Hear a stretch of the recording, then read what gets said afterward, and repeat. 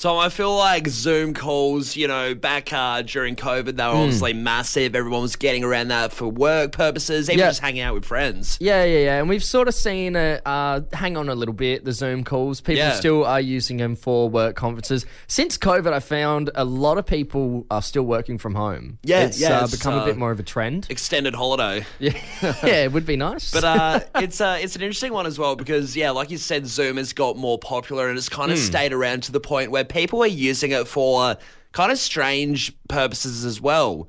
Weddings and funerals are getting a bit of spin on Zoom where people can't attend, maybe because they do have COVID, or they just can't attend for other reasons, so they hop on a Zoom call. I was going to say, during COVID, like the lockdowns and stuff, when you could only have X amount of people, you couldn't fly interstate, for a lot of birthdays or, weddings or funerals or anything, it was very Zoom orientated. Yeah. I mean, less so now because you can travel, even if you do have the spicy cough. Sure. You can hop on a plane if you absolutely need to for an emergency like that. Yeah, but this is not what's happened to this woman over in America. She has hopped on, she's hopped on a Zoom call for a funeral and she's thought, hey, I'll get some other stuff done in the meantime, and she's thought she'd go for a shower. She's obviously tried to get out of this funeral and they said, no, don't worry, we're setting up a Zoom link. Oh, crap. So you can be there. Honestly, and she's gone, oh, crud.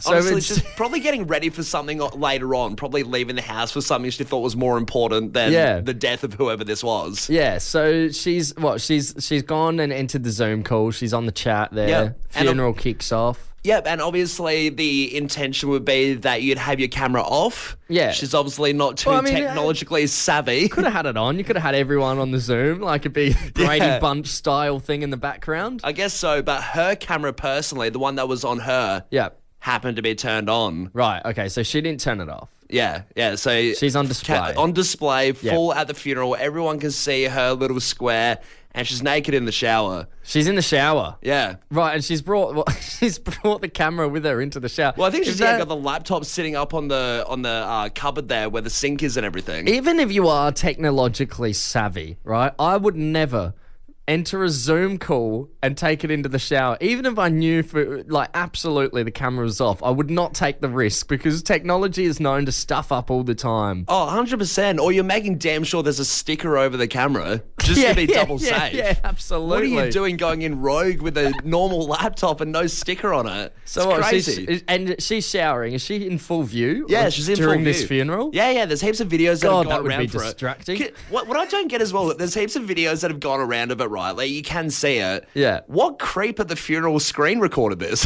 That's what I want to know. Shouldn't you be listening to the person that's been buried into the ground and, celebrating their life, not being like, geez, this is a better watch. I'll screen record this, put it online. Yeah. Terrific. It's pretty rough, isn't it? I didn't think about that. And the fact is that she was doing other stuff. She was shaving. Someone did comment that she was quite good at multitasking. Once again, no need to make comments on the poor lady. You're commenting on her shower Olympic skills.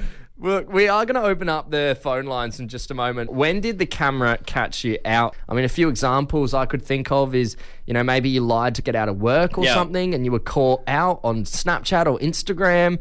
Maybe you were doing something embarrassing, not realizing your partner was on a call or someone from your family. Or hell, maybe you're just a vampire and you got caught out that you don't exist or show up on cameras. Possible. I think a classic one just people at weddings stuffing your face with cake. I mean, it's a little one, but it's embarrassing as when it catches you and you look like a seagull eating chips. It could be absolutely anything. Got this text here. I went home sick with a migraine on New Year's Eve back when I was about 19. I actually left to go to the Grand Bar to party and got snapped by the advertiser. Oh, no. And got posted on the socials. Didn't go down too well with work when they saw her. Whoopsie. Imagine, of all the things to get snapped by, not just being in someone's random Instagram story, it's the advertiser. You've made it to the front page for the New Year's Eve party down at, where is it? The Grand Bar in Glenelg. Yeah.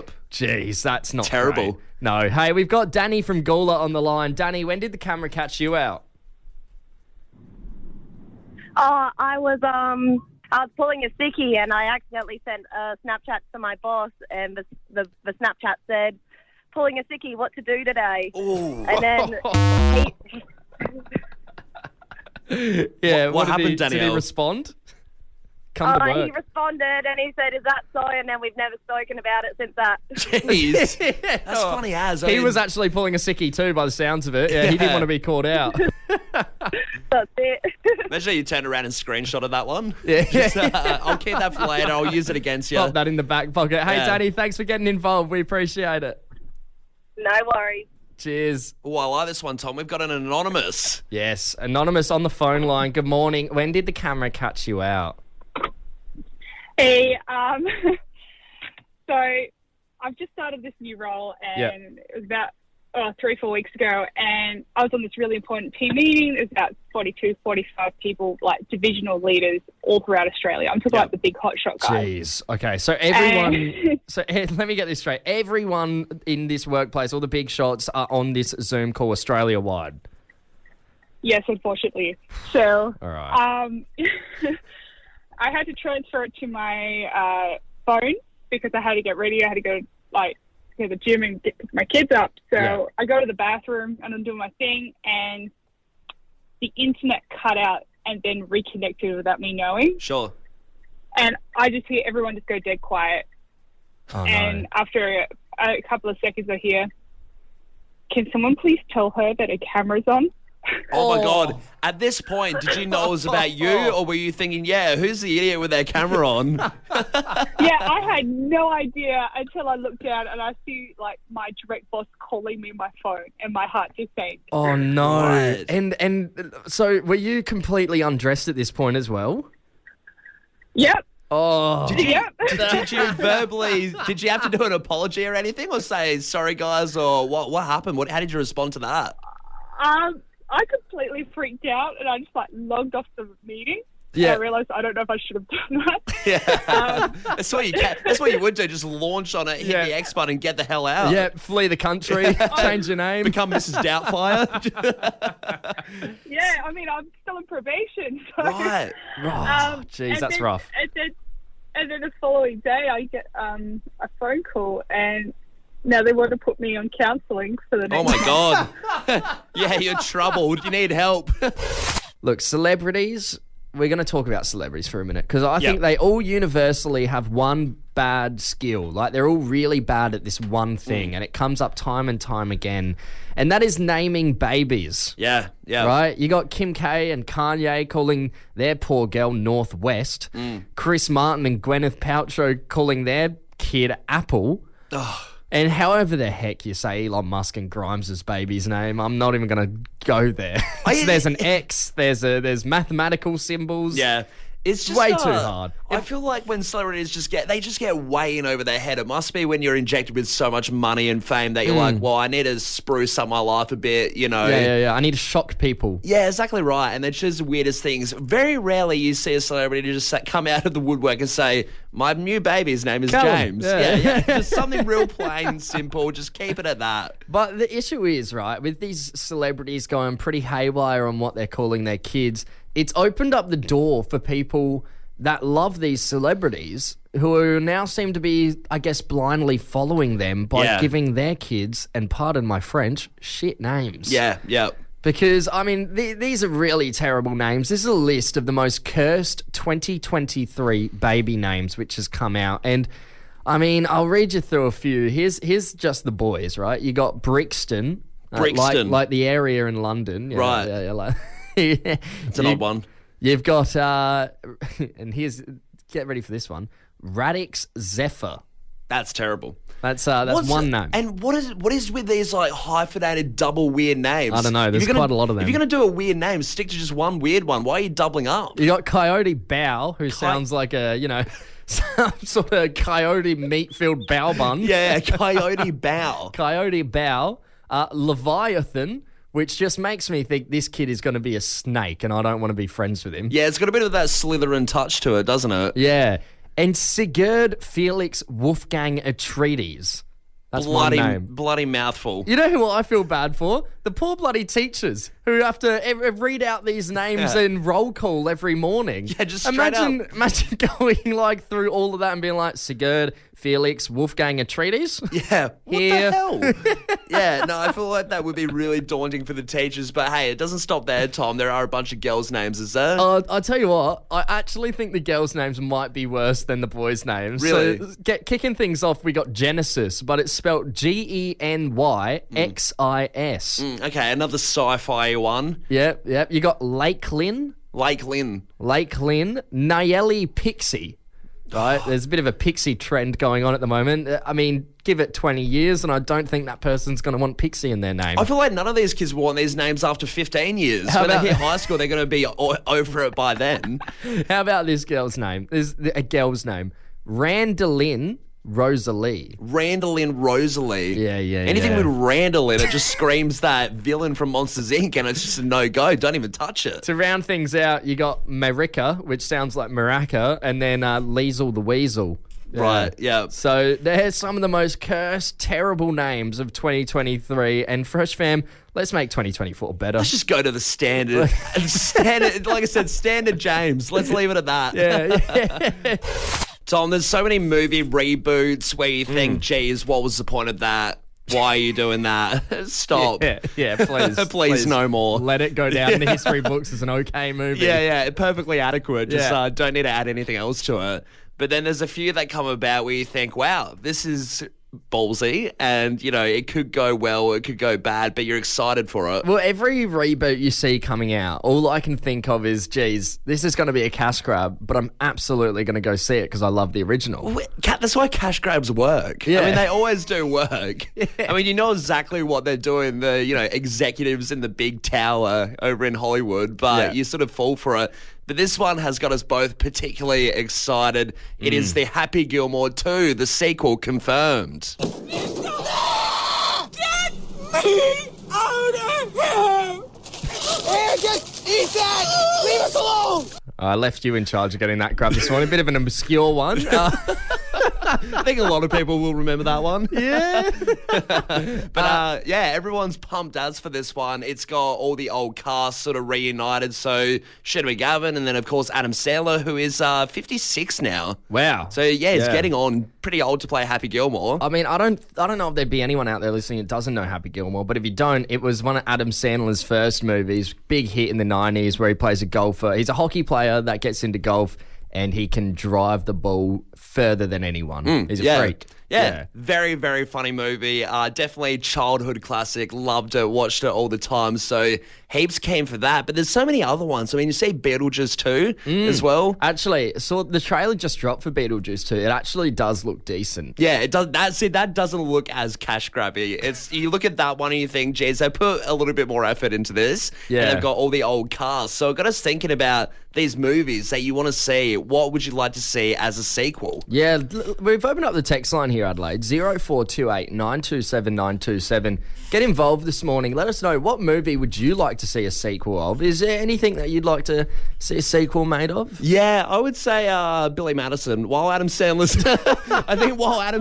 on the same train. Mr. Deeds too. Yeah. He wins the lottery again. If he just wants to recycle and go back all his old movies, that'd be great. Yeah. I mean, one that I would love to see a bit of a reboot for is oh no, don't worry. Well, is there a sequel? Was it Night at the Museum 2? Night at the Museum 3, actually. Yeah. 2 was so good.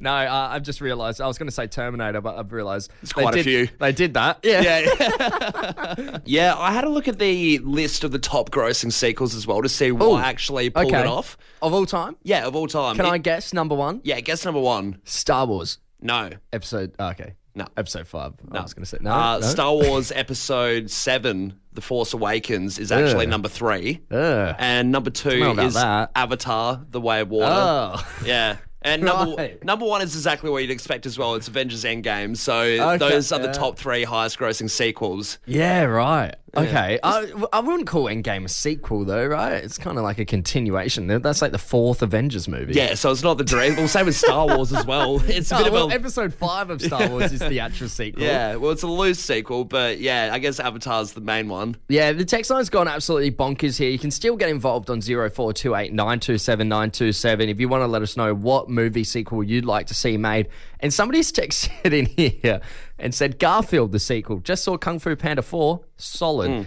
I don't know if they're talking about the Bill Murray Garfield movies, but there was a sequel, and even Bill Murray didn't want to do that. But if you really need your Garfield itch, can let you know the Garfield movie is being released on 24th of May this year. So that's pretty soon. Yeah, great. Do you know what someone told me recently? And I had to verify it online to see if they were bullcrapping or not, because it sounds stupid.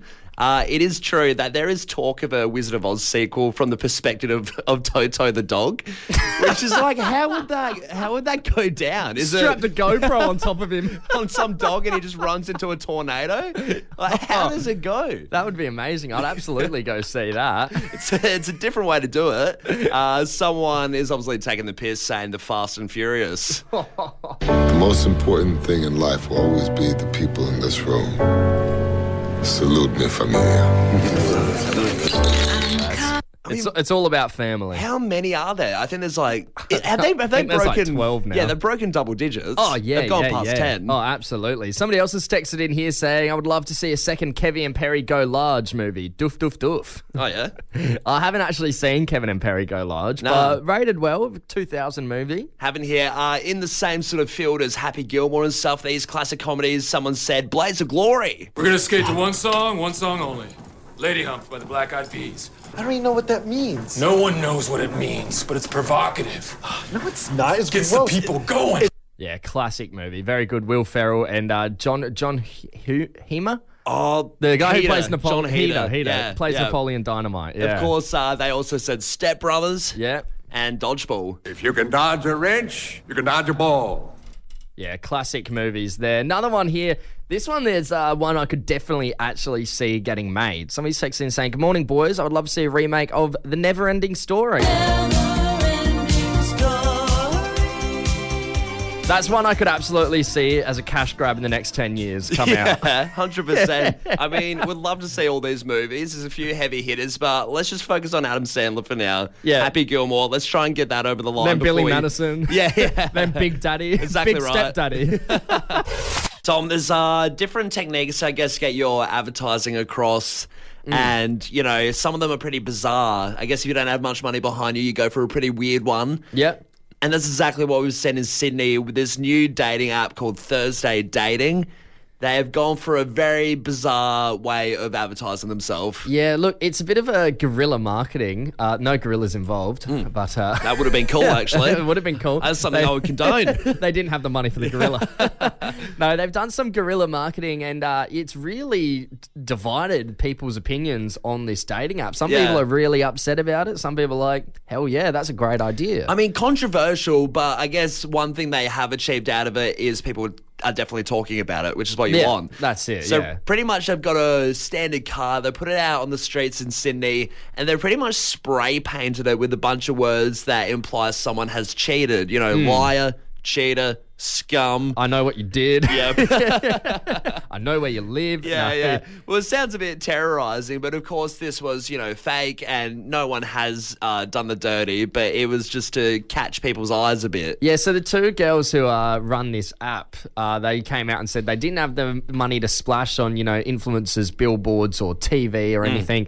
So they got creative and they spray painted their own car, just some little Peugeot thing. Yeah. And parked it around at different spots in Sydney and got a lot of attention. Can you imagine grabbing like your mum or dad's car and saying, look, trust me, this is going to be a great little technique. We're going to make so much money. I just need to borrow your keys. How would you like to turn $10,000 into $20,000, Mum? No more questions. Just leave it there. Hand me the keys to the Give me the Peugeot. Yeah. But no, it has divided people. Some people saying, yeah, it's very funny. It's a unique way to market yourself. Other people saying, geez, it promotes cheating and vandalism. Yeah. So it depends which way you look at it. I think if I saw it down the street, I would think, geez, like, I just wouldn't do it to my own car. No, God, It's no, I just wouldn't do like- it to my own car. I wouldn't back in any of my ideas this much. Yeah.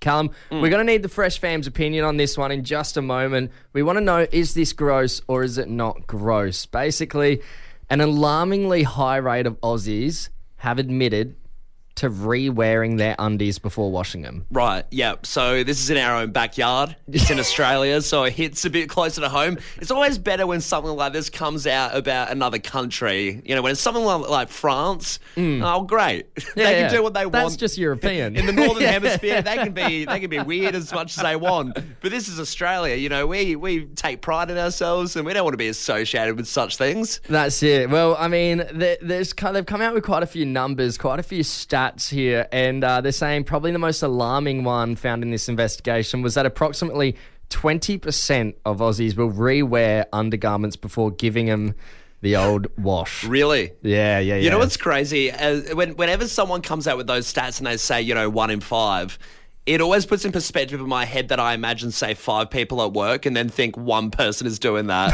And then you associate it with one person, It's an alarming stat. It truly is. I mean, it doesn't stop there too, just with underwear. They started highlighting like people's gym gear as well. So they're saying that about 25% of Aussies will not wash their gym gear after one exercise. Yeah, right. They'll go through a couple times and then just depending on the smell, decide whether it's worth a wash or not. How do you not get a rash or something? I feel like you just get really itchy or, Itchy? Maybe, yeah, if you're wearing sweaty clothes over and over again, I feel like, the sweat would dry off them. Yeah, I think by it's the still time gross. you use them next. Yeah, it's still gross. Something's going to happen to your skin. There's going to be some reaction. Then they're saying as well, there's a lot of people that have a spot in their room where they've worn clothes once. They'll put their clothes there onto that spot.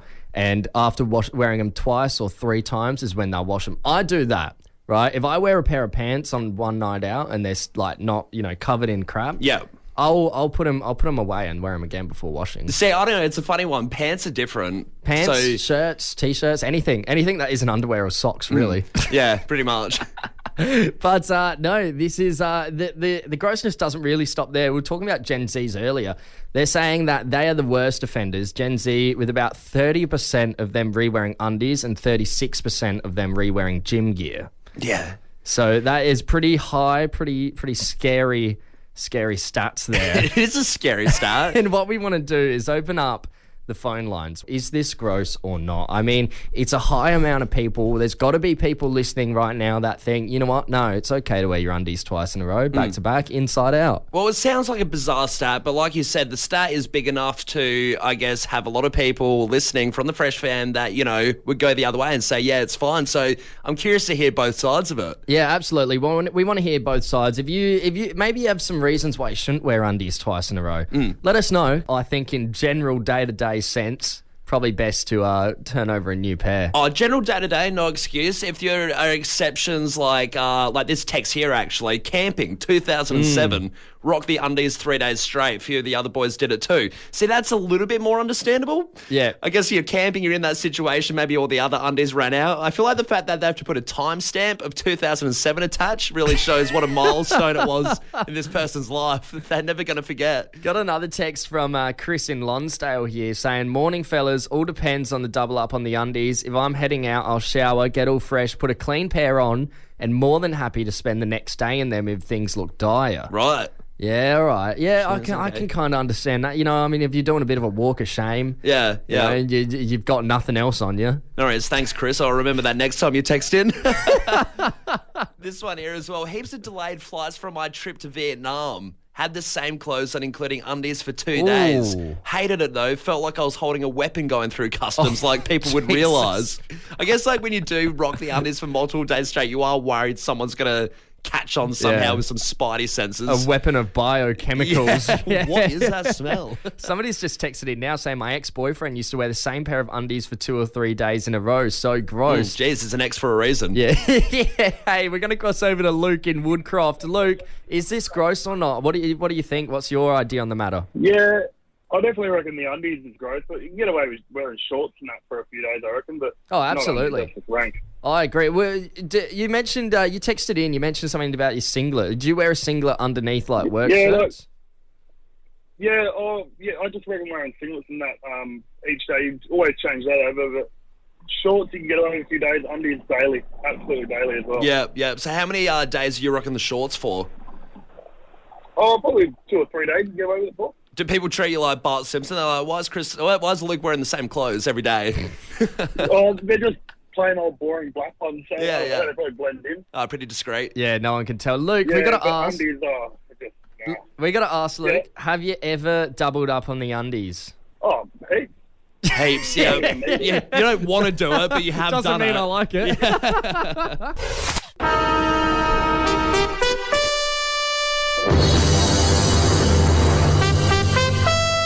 We're the pride of South Australia, and we're known as the Adelaide Crow. We are Geelong, the greatest team of all. The West, red, white, and blue. We're from Tigerland. Fresh footy tipping on Fresh 92.7. That's it, Callum. It's another weekend of footy down. I mean, geez, round 2 is just over and done with like that. Friday night, we saw Adelaide Crows take on Geelong Cats right here at the Adelaide Oval. And unfortunately, the Crowies went down 77-11-11 to Geelong's 96-14-12.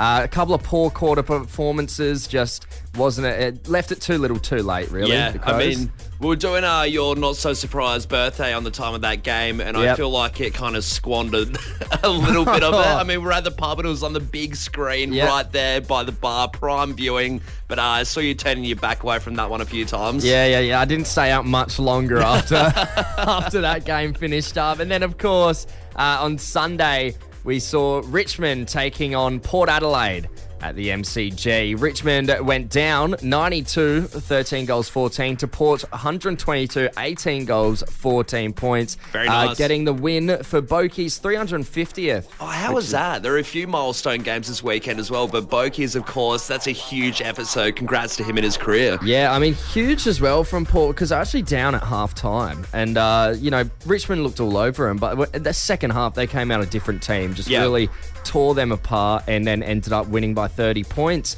Over to our tipping competition. Remember, if you want to join our tips, Adelaide, it's not too late. You can head to our website, fresh927.com.au, and sign up there. But Callum, how do you reckon we went, mate? I don't think we went too bad. Having a look at it, I think we would have jumped up the ratings a little bit better. I'm curious, where I'll tell are you we? what, we jumped up 13 spots. Okay, not bad. We are sitting. It's a jump. It's a jump nonetheless. We're sitting at 283 Wow, on 13 points right now.